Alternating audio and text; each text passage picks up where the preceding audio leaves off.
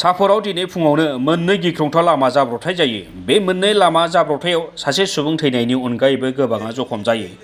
गिबि लामा जाब्रबथाया जायो साफरनि आरियाझाराव थानाय 17 नं हादरारि राजा लामायाव गंसे बासआ सामलायनो हायैयाव लामायाव बेलथायो, जायनि जाहोनाव सा 15 सुबुङा गोब्राबै जखम जायो। गोबां खुवा खुनायनि थाखायनो बे जाब्रबथाया जादों होननानै साननाय जादों। ओजोंहाय धीरघाटआवबो हादरारि राजा लामायाव ट्राक आरो बाइकजों सौग्रावनायाव बाइकजों फैनाय सुबुङा जायगायावनो थैयो। थैनाय सुबुंनि मुंखौ महिरुद्दिन शेख होननानै मिथिनो हानाय जादों। মানে সন্ধিয়া 7:20 পৰা গাড়ীখন অভিমুখে ধুবুৰী অভিমুখে গৈ আছিল।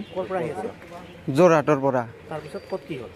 এই ইয়াতে চাপৰ আৰেজাৰ বুলি জাগা এখন কয়, তাতে এক্সিডেণ্ট দুৰ্ঘটনাটো হৈ গ'ল। কেইজন যাত্ৰী আছিল বাছত? মোটামুটি যাত্ৰীটো চিট কেপাচিটি মোটামুটি 70 জন আছিল।